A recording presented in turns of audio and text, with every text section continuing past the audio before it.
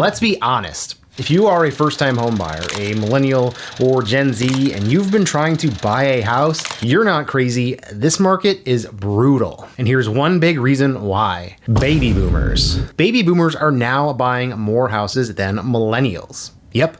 Despite being older, retired, and supposedly downsizing, boomers have taken the top spot in the housing market. And they're doing it with cash. No contingencies, no financing drama, just smooth, easy offers that many younger buyers just can't compete with. So what's going on? Why exactly are younger buyers having such a hard time?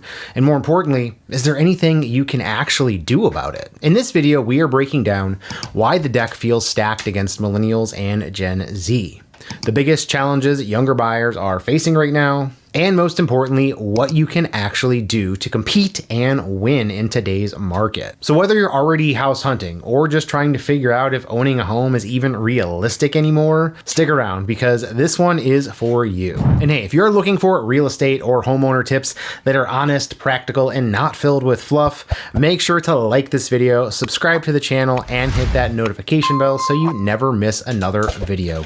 It really helps more people find this info. All right, let's get into it. According to the National Association of Realtors, baby boomers made up 39% of all home buyers last year. That's more than millennials, who came in at 28%, and Gen Z, who barely cracked 4%. So why the shift? Boomers are back in the market in a big way. Downsizing, relocating, buying second homes, or moving closer to family. And they've got one major advantage: cash. Boomers have equity. Most of them bought their home decades ago. They built up tons of equity. Some are even selling and walking away with six figures and then turning around and buying their next home without a mortgage. No lender, no financing contingency, just, hi, here's the money, thanks for the keys. Tough to compete with, right? Now that's not to say that every older buyer is paying cash, but statistically, they are far more likely to. 50% of older boomers and 39% of younger boomers are paying cash for their home. And in today's competitive market, that matters a lot. So let's talk about why it's so hard for millennials and Gen Z to buy a home right now. Because it's not just about interest rates being high. That's part of it for sure.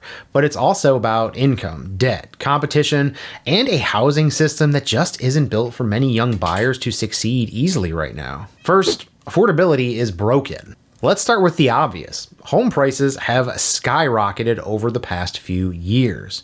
Since 2020, prices in many areas have jumped by 30% or more. Meanwhile, wages, they've crept up at a snail's pace. So now even a modest home that used to be considered a starter home can come with a monthly payment that feels more like rent in Manhattan, but with asbestos and a leaky basement. And then you've got rising interest rates on top of it. When rates went up from 3% to 7%, that didn't just mean a slightly higher payment. It meant hundreds of extra dollars per month. For younger buyers trying to budget around rent, groceries, car payments, and student loans, it's a lot. In fact, student loan debt is a major factor. Many millennials and Gen Z buyers are carrying tens of thousands in student loans, and that impacts what they can qualify for, or whether they can even qualify at all. It's like trying to climb a financial mountain with a backpack full of bricks. Second, boomers are buying the same homes. Now here is the kicker. Baby boomers aren't just buying retirement homes or beachfront condos. They are buying starter homes. The 3-bedroom ranch, the split-level fixer-upper, the cute little colonial with the avocado green kitchen. Yeah, that one. They're snapping it up. And they're not financing. They're coming in with full cash offers, waiving inspections, and offering to close in 2 weeks. So when a seller compares your offer, maybe 5 or 10% down, a mortgage, a couple of contingencies, to an offer that's all cash at zero drama, even if your number is technically higher, the seller might still go with the easier deal. And it's hard to blame them. It's not a level playing field. You are bringing a water balloon to a squirt gun fight, and the other side has a fire hose. Third, low inventory, high demand. Even if you've got your financing lined up and you're ready to pounce, there's another issue. There just aren't enough homes to go around. We've had a shortage of affordable housing for years, and it's only getting worse. Builders are focusing on higher end homes because those are more profitable. So affordable new builds are hard to come by. And older generations, many of whom refinanced at 2.5% a few years ago, are holding on to their homes like golden tickets. So when something does come on the market at a price you can't afford, it gets flooded with offers, many from people with more cash, fewer conditions, or just more experience in the process. Fourth, the emotional toll. Now let's talk about something that doesn't show up on a spreadsheet. The emotional toll that this all takes. Trying to buy a home in this market is frustrating. It's time consuming, and to be perfectly honest, it's kind of heartbreaking. You tour a dozen homes. You find one that feels perfect. You write the offer, you wait, you lose. Repeat. After a while, it starts to feel like the system is rigged, and in some ways, it kind of is. You're doing everything right, but it's still not enough. And that can lead to burnout, discouragement, and this voice in your head that says, maybe I'll never own a home. Maybe this just isn't for me. But I want you to hear this. You're not doing anything wrong. This is just a really tough market, and thousands of other people are feeling the same way. And while you may feel like you're the underdog, you're not out of the fight. Because the truth, there are ways to compete. You just need to be smart, strategic, and patient. So let's talk about how to flip the script and put yourself in position to win. Yes, the market is tough. Yes, you're up against cash offers and low inventory, but that doesn't mean you are out of options. This next part is all about strategy, because while you may not be able to outcash the competition, you can outsmart the process and give yourself a real shot at getting into a home. Number one, know what you are really competing against. You're not just going up against other buyers, you're competing against terms. And sellers, they love certainty. That's why a cash offer is so attractive. It's fast, easy, and has fewer chances of falling apart. But that doesn't mean a financed offer can't win. Here's how to give yourself an edge. First, get pre-approved early, like before you even think about setting up showings. This is step one. Next, work with a local lender, not a big national online bank that takes 12 hours to reply to emails and never returns phone calls. Local lenders often have better reputations with listing agents and can close faster. Next, have your paperwork ready. When the right house comes up, you don't want to waste time chasing down pay stubs and bank statements. Be ready to move immediately. Speed and preparation can help you beat out other financed offers, and even some cash ones if the rest of your offer is strong enough. Second, use first-time homebuyer programs to your advantage. Here's a little secret. Most first-time buyers don't realize how many programs are out there to help them.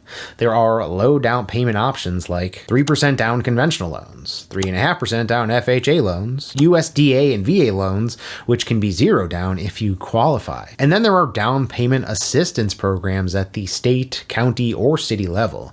These can come in the form of grants, forgivable loans, or deferred payment options. In many states, there are programs that offer thousands in assistance for qualified buyers. That could be the difference between sitting on the sidelines or jumping into the market. Talk to a lender who specializes in these kinds of programs. Not every loan officer does. This is about using every tool available to close the gap between where you are and where you want to be. Next up, be strategic about what and where you buy. You don't have to win every bidding war. You just have to win one. And sometimes that means adjusting your strategy. Consider looking slightly outside your target neighborhood. A 10-minute difference in location could mean a 10% difference in price, or less competition fighting over the same homes. Consider exploring homes that need cosmetic updates. If a house has an ugly paint color, outdated carpet, or a kitchen that screams 1993, you may have an opportunity there. A lot of buyers, especially those who want move-in ready homes, will pass these opportunities up. But a little sweat equity can really go a long way. Consider homes that have been sitting on the market for a while. If a home has been sitting on the market for a few weeks or months, that's where sellers may be more open to negotiation, or just more likely to accept your terms. If they are in a time crunch and ready to move into their next home, it can really work to your advantage. Number 4, make your offer stand out without overstretching yourself. This is where a great agent can make a huge difference. Sometimes it's not about offering more money. It's about offering the right terms. Some examples of this can include escalation clauses. These automatically increase your offer up to a certain limit if another offer comes in higher. Appraisal gap coverage. If you have extra funds, you can agree to cover a gap if the home appraises lower than the purchase price within reason. Flexible closing or possession timelines. Maybe the seller needs a few extra weeks to move out. If you can accommodate that need, offering that flexibility can make your offer stand out. Covering small seller costs like title fees, transfer taxes. These aren't huge numbers, but can really sweeten the deal. And yes, sometimes a short, sincere, personal letter can help.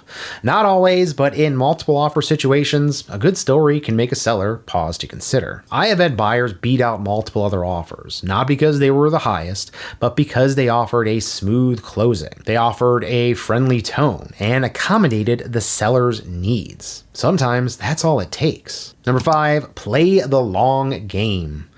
Let's say you're just not ready yet. You've run the numbers and you're still a few months or years away. That's okay. In fact, that's really smart. Take that extra time to build your credit score, to save aggressively, even if it's small amounts each month, to track the market and know what's normal and what's a red flag, and to meet with a lender and agent early, even if you're not ready to buy. It'll give you a roadmap for your path forward and help you avoid surprises later on. And remember, your first home doesn't have to be your forever home. A starter home can be a stepping stone. It can allow you to build equity, to gain experience, and to eventually use it to move up when the time is right, just like the boomers are doing now. Buying a home as a younger buyer today is challenging, but it's not impossible. Is it tough out there? Of course. Boomers have the cash, the market's tight, and every listing feels like the Hunger Games. But younger buyers, you've got tools, you've got options, and you've got time. You just need a smart plan, the right team, and maybe a little patience. If you found this helpful, go ahead and hit that like button and subscribe to the channel, and make sure to click that notification bell so you never miss another video. I try to post new and useful content every week to help you make sense of the market, avoid common pitfalls, and get closer to homeownership without losing your sanity in the process. And if you've got a home buying horror story, a question, or just want to vent, drop a comment below. I'd love to read it. Thanks so much for watching. I'm George Poporad, and I'll see you in the next video.